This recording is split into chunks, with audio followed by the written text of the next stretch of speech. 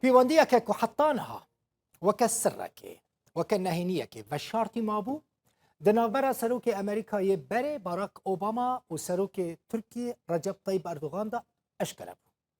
سەرۆکی تورکیا ڕەجەب تەیب ئەردوغان ئەو پەیوەندیە بە تەلەفۆنێک و دەدەما شەڕێ کۆبانێدا لە دژی داعشی چێ ببوو ئەشکرە کرد. ئەردوغان وها گوت ڕێزدار ئۆباما شەڤەکێ لەسەر ڕەوشە کۆبانێ تەلەفۆنی من کرد. باراک ئۆباما سەرۆکی بەرەیە ئەمریکا ژە ئەردوغان ڕەگوتیە کوردێن لە کۆبانێ دڕەوشەکە گەلێکی زەحمەتدانە و پێویستە ئالیکاریە وان بکەن. ڕەجەب تەیب ئەردوغان سەرۆک کۆمارێ تورکیە لەسەر تەلەفۆنێ ژە ئۆباما ڕەگوتیە ئەوێ چاوە ئالیکاریە کۆبانێ بکەن. باراک ئۆباما بەرسڤە ڕەجەب تەیب ئەردوغان دایە و گوتیە دەریێن خوێ لە هەمبەری وان بکەن. ئەوێ خەڵکێ کۆبانێ دەڕەوشەکە پڕ خراپ دایە و نەها ڕوبڕووی مرنێنە ئەف گوتنە ئۆبامایە ژە ئەردوغان ڕە.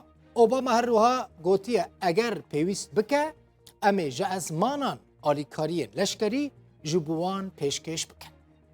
Piştre Recep Tayyip Erdogan ji Barack Obama ra gotiye bersiva wî daye ku ew beşdarî wê operasyonê nabin. Piştî wê operasyonê jî şerrekî ciddî heye. Ev gotina Erdogan bûye ji bo Obama. Recep Tayyip Erdogan herwiha got di wê bûyerê de bi 10,000 birayên me mirin û me deriyên xwe li hemberî wan vekirin.